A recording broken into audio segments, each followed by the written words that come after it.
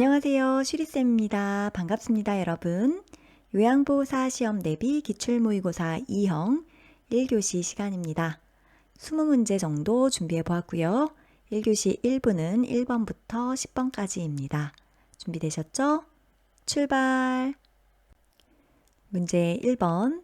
나이가 들수록 융통성이 없어지고 도전적인 일을 꺼리며 새로운 변화를 싫어하는 경향을 보이는 노인의 심리적 특성은 1번 경직성, 2번 조심성, 3번 내향성, 4번 애착심, 5번 의존성.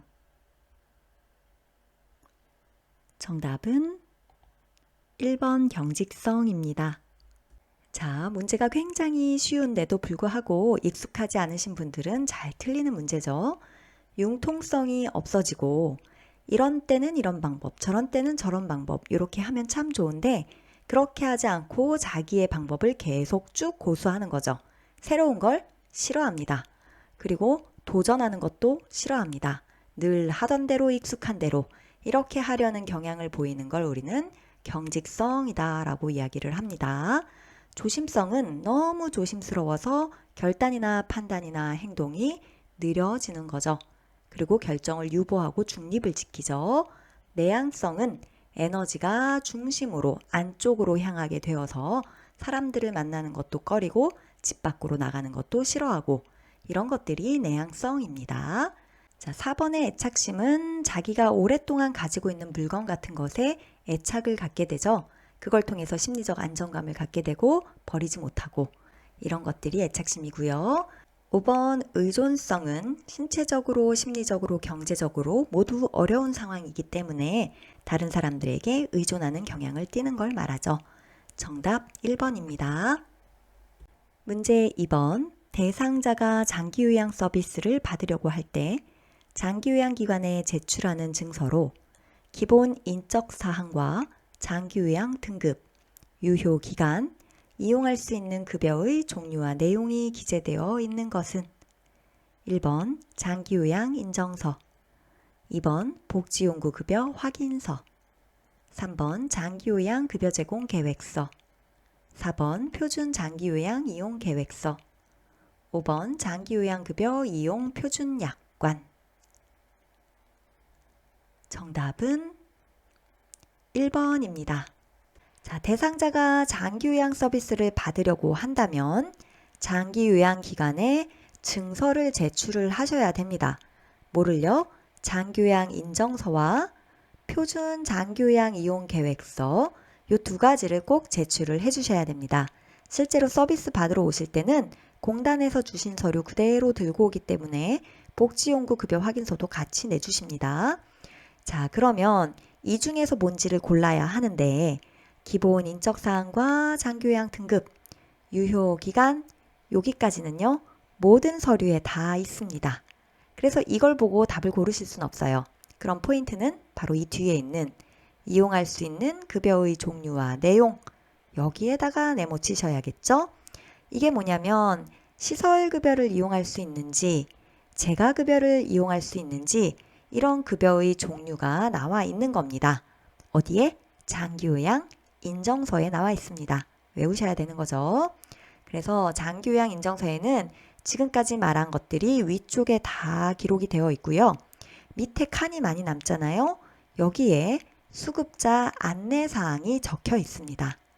그래서 여기에 더하기 수급자 안내사항이 있다. 요것도 같이 알아두실게요. 그럼 표준 장기요양 이용 계획서는 무엇을 보고 이 문서인지 알아내느냐? 여기는 계획을 짜주는 거기 때문에 당신이 이런 서비스를 이용할 때 들어가는 비용이 얼마인지 돈 얘기가 좀 나옵니다. 그래서 본인 부담률이 몇 %인지 그리고 재가급여를 이용했을 때 한도액은 얼마인지 그래서 한 달에 들어가는 비용은 얼마인지 이런 것들이 쭉 나와 있다. 그러면 표준장기요양 이용계획서 고르시면 되겠습니다.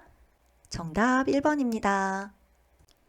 문제 3번. 다음에 해당하는 노인학대 유형은 방문 요양을 하는 요양보호사가 수급자 댁 책상 위를 보니 세금과 통신비 연체를 알리는 서류들이 널려 있고 돋보기와 보청기가 고장나서 쓸 수 없는 상태이다.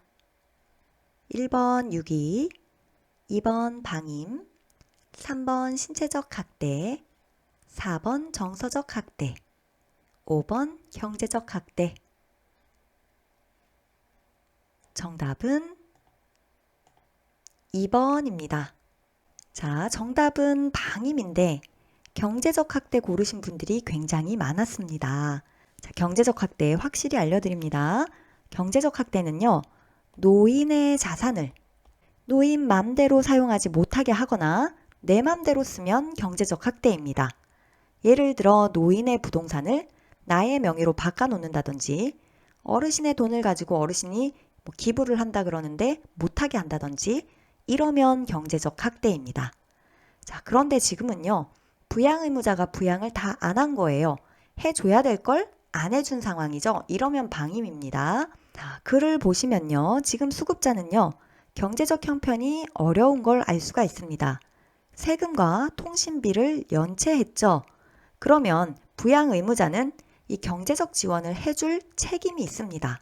즉 생활비와 용돈을 드려야 되는데 그걸 안 드려서 이렇게 연체가 됐다라는 걸 알 수가 있고요. 돋보기와 보청기 같은 보장구가 고장이 났다면 새로 사주거나 고쳐주거나 해야 될 의무가 있는데 그걸 하지 않은 거죠. 해줘야 될 걸 안 해준 거니까 뭐다?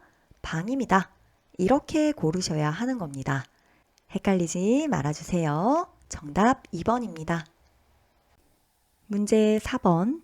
침대에 누워있는 대상자를 대면하는 방법으로 옳은 것은 1번 말이 없는 대상자에게는 신경 쓰이지 않도록 말을 걸지 않는다.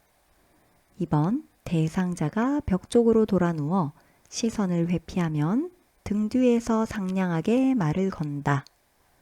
3번 대상자를 계속 쳐다보면 적대적으로 느낄 수 있으므로 2초 이상 바라보지 않는다.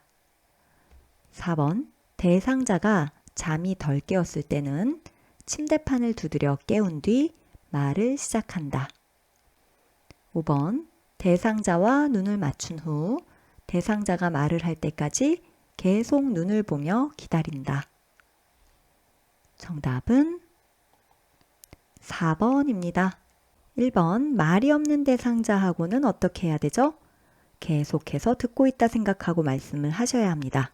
특히 치매 말기에는 말씀이 없어지시죠? 그럴 때 내 할 일만 하면 안 되시고 계속해서 끊임없이 내가 뭘 하는지 알려드리고 신경 쓰셔야 됩니다. 2번 대상자가 벽 쪽으로 돌아 누워 있어요. 안 쳐다봐요. 그러면 등 뒤에서 상냥하게 말을 건다? 틀렸죠. 의사소통의 원칙, 정면에서 눈을 보며 이야기한다입니다. 그런데 눈을 볼 수 없게 돌아 누웠으니 침대와 벽 사이에 틈을 만들어서 그 사이에 들어가셔서 눈을 맞춰주셔야 됩니다. 3번 대상자를 계속 쳐다보면 적대적으로 느낄 수 있으므로 여기까지는 맞아요. 그래서 어떻게 해야 되죠? 2초 이상 바라보지 않는다가 아니고 계속해서 바라보되 2초 이내에 말을 거시거나 인사를 하셔야 됩니다. 4번 대상자가 잠이 덜 깨었어요. 그렇다면 침대판을 먼저 두드려서 깨우신 후에 잠깐 기다려 주십니다. 기다려도 대답이 없으면 다시 한번 침대판을 두드려서 깨운 다음에 말을 시작하시면 되겠습니다. 그래서 4번은 맞는 표현이고요. 자, 5번에 대상자와 눈을 맞춘 후, 눈 맞추는 건 잘한 거죠. 대상자가 말을 할 때까지 계속 눈을 보면서 기다리면 어색할 수 있겠죠. 그리고 이 대상자가 치매 말기면 계속 말씀을 안 하실 수도 있겠죠. 그래서 먼저 말을 거시는 게 좋겠습니다. 정답 4번입니다. 문제 5번. 노인 장기요양보험 급여 서비스 제공 계획서 내용을 숙지하고 서비스 내용 변경이 필요할 때 기관에 보고하는 업무를 수행하는 요양보호사의 역할은 1번 옹호자, 2번 관찰자, 3번 동기유발자, 4번 정보 전달자, 5번 숙련된 수발자. 정답은 4번 정보 전달자입니다. 자, 장기요양기관에서 대상자에게 서비스를 제공할 때는요, 먼저 계획부터 수립을 합니다. 급여 제공 계획서를 작성을 하고요. 요양보호사는 이 내용을 잘 숙지하고 있어야 됩니다. 예를 들어 처음에는 우리 대상자가 산책을 할 수 있을 정도의 건강 상태가 아니었어요. 그래서 급여 제공 계획서에는 산책 동행이 없었어요. 그런데 서비스를 하다 보니 어르신 상태가 많이 좋아지셨어요. 그러면 하루에 일정 시간 동안에는 산책을 했으면 좋겠다 하고 수급자가 요청할 수 있습니다. 그럴 때 서비스 내용 변경이 필요한 경우죠. 이것을 기관에 요양보호사가 보고를 합니다.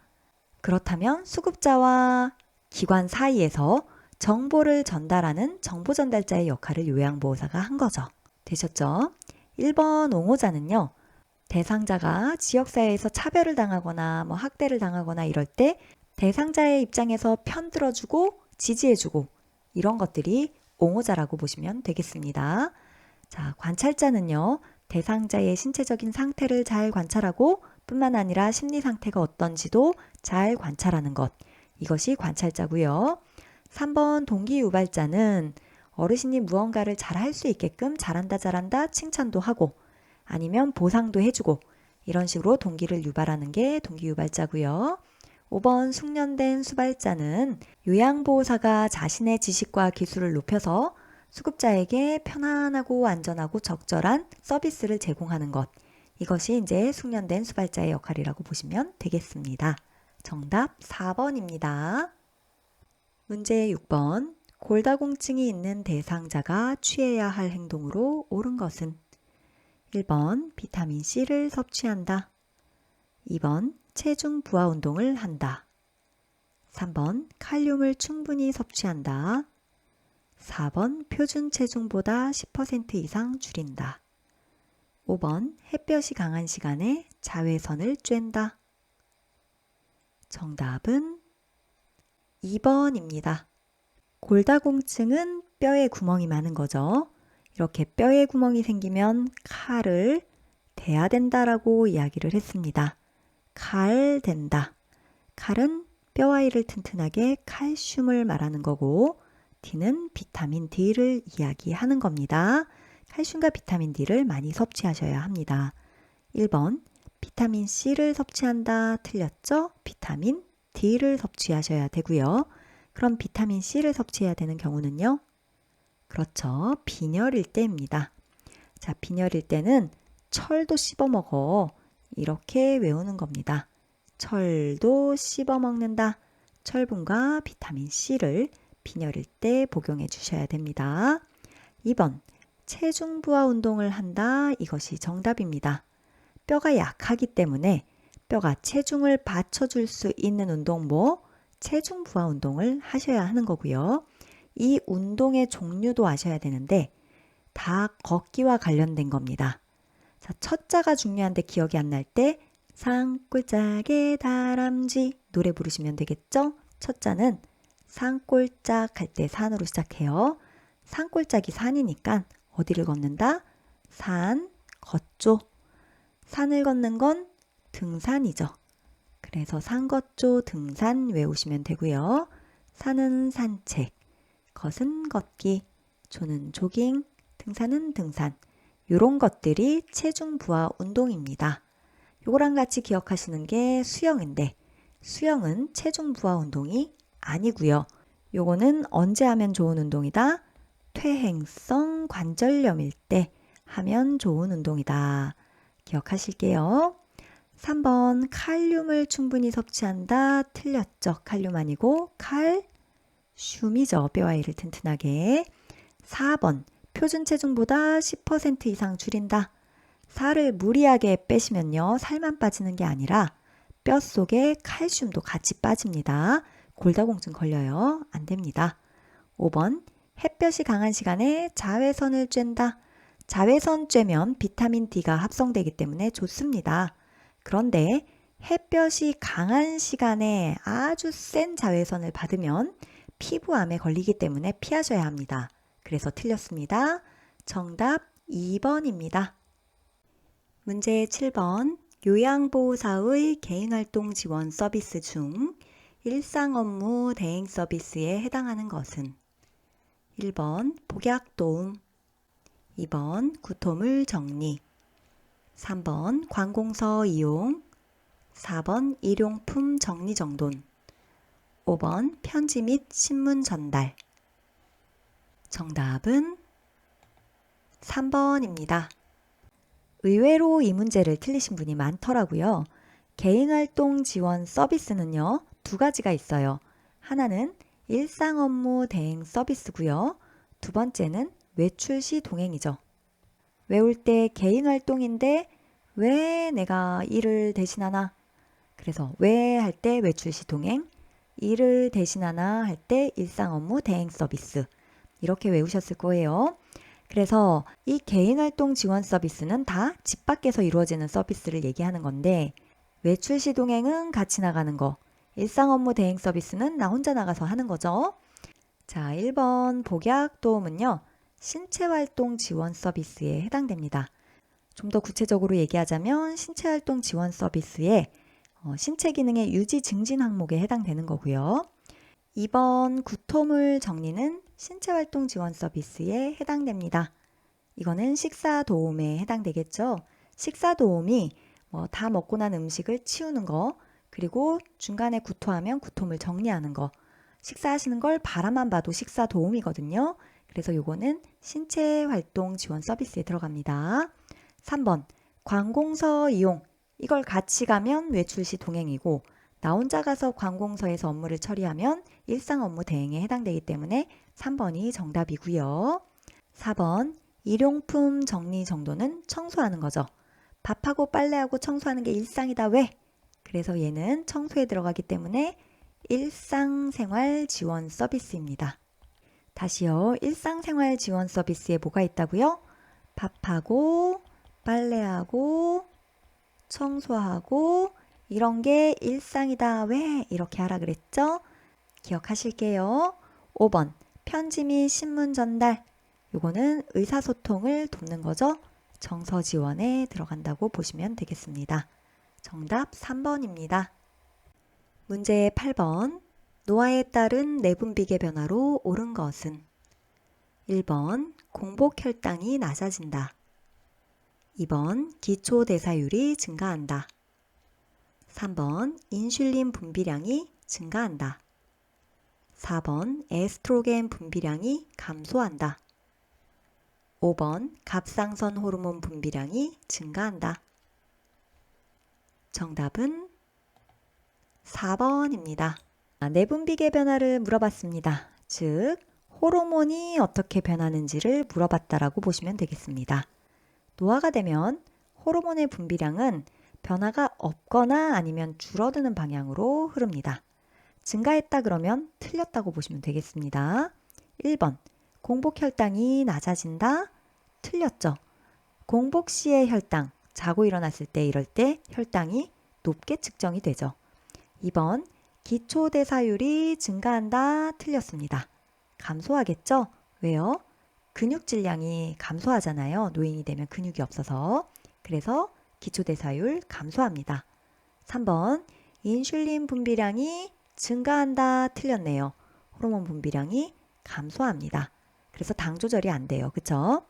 4번 에스트로겐 분비량이 감소한다. 정답이죠. 그래서 여성 같은 경우에 골다공증이 잘 걸리죠. 여성 호르몬과 관련이 되어 있죠. 골다공증. 같이 기억하실게요. 5번 갑상선 호르몬 분비량이 증가한다. 증가한다 그랬으니까 틀렸네요. 감소한다 입니다. 정답 4번입니다. 문제 9번 소화기계 질환에 대한 증상으로 바르게 연결된 것은? 1번 위암, 장습관의 변화와 장폐색. 2번 위궤양, 식사 후 위가 무겁거나 부푼 듯한 팽만감. 3번 위염, 식사 후 3-4시간이 지나 명치 부위의 심한 통증. 4번 설사, 힘든 배변 잔변감. 5번 대장암, 복부 통증이나 출혈, 토혈. 정답은 3번입니다. 소화기계 질환을 물어봤습니다. 다양한 소화기계 질환이 나와 있는데요. 자, 위부터 한번 해봅시다. 위 점막에 염증이 생겼어요. 그럼 뭐라 그러죠? 위염이라고 하죠. 이때 염증이 생기면 어떤 느낌이 있냐면 식사 후에 위가 무겁거나 부푼 듯한 팽만감 이런 느낌들 좀 가벼운 증상이 나타난다라고 보면 되시겠습니다. 그리고요. 식사 후에 배고플 때쯤 있죠. 그때가 한 3, 4시간쯤 지났을 때인데 요때 명치 부위가 굉장히 아픕니다. 명치 나오면 거의 위염이라고 보시면 되겠습니다. 자, 그런데 이 염증이 되게 심해서 위 점막 아래층까지 파여요. 그럼 우리는 그때 위궤양이라고 하죠. 자, 이 위궤양이 심해져서 구멍이 뚫리기까지 하면 우리는 뭐라 그런다고요? 위천공이라고 하죠. 아무래도 위궤양은 많이 파인 거니까 위염보다는 통증이 더 심할 거다라고 생각을 할 수가 있겠죠. 여기 나오지는 않았지만 위궤양이 만약에 나왔다 그러면 새벽 1, 2시쯤에 발생하는 속쓰림, 상복부 불편감 이런 게 나오면 위궤양 골라주셔야 합니다. 같이 기억하세요. 새벽 1, 2시에 발생하는 속쓰림, 상복부 불편감 되셨죠? 자, 이제 1번부터 볼게요. 장습관의 변화와 장폐색. 자, 장습관은 뭐 설사를 한다든지 가스가 찬다든지 변비가 생긴다든지 이렇게 평상시와는 습관이 다르게 변화가 생긴 거예요. 그리고 장폐색, 밀어내기를 잘 못하는 그런 상황이 왔다. 이러면 우리는 대장암을 생각할 수 있습니다. 자, 그리고 식사 후 위가 무겁거나 부푼 듯한 팽만감은 뭐라 그랬죠? 위염이다 라고 이야기했고요. 3번은 위염에 대한 설명이 맞습니다. 다시 한번 보자면 식사 후에 3, 4시간이 지나 배고플 무렵에 명치 부위에 심한 통증이 있는 겁니다. 자, 4번 힘든 배변 잔변감. 요거는 설사는 절대 아니겠네요. 그쵸? 오히려 변비 쪽에 가깝다고 보시면 되고요. 요게 꼭 변비라고 단정 지을 수는 없어요. 요런 증상은 뭐 대장암에도 있을 수 있는 거니까요. 그쵸? 자, 5번에 복부에 통증이 있고 출혈, 토혈, 뭐 혈변도 있을 수 있겠네요. 이러면 우리는 위암 생각해 볼 수 있겠습니다. 되셨나요? 정답 3번입니다. 문제 10번. 대상자가 고액의 돈을 아들에게 보내달라고 요구했을 때 요양보호사의 대처 방법으로 옳은 것은 1번 다른 요양보호사와 함께 간다. 2번 요양보호사 통장에서 직접 보낸다. 3번 대상자와 함께 은행에 가서 송금한다. 4번 요양보호사 혼자 은행에 가서 송금한다. 5번 고액이라 도울 수 없다고 정중하게 거절한다. 정답은 3번입니다. 자, 이 문제는요, 엄청 많이 출제됐던 문제입니다. 답도 늘 정해져 있습니다. 고액의 돈을 보내는 건 좀 위험한 일입니다. 그래서 요양보호사 선생님이 혼자 가는 일은 절대 없으셔야 합니다. 정답은 항상 대상자가 같이 갈 수 있으면 동행을 하는 겁니다. 아니면 그 아들 말고 다른 가족이 있을 수 있잖아요. 그 가족과 함께 갑니다. 근데 대상자도 몸이 불편해서 못 가요. 같이 사는 다른 가족도 없어요. 이럴 때는 어떻게 해야 될까요? 세 번째, 아들하고 통화를 먼저 하는 겁니다. 다른 가족과 먼저 통화를 해서 어르신이 요양보호사 통해서 내가 너한테 얼마를 보낼 거야 라고 먼저 이야기를 하게 하고 그 다음에 도와주셔야 합니다. 이해되셨죠? 그래서 여기서 대상자와 함께 은행에 가서 송금한다. 3번이 정답입니다.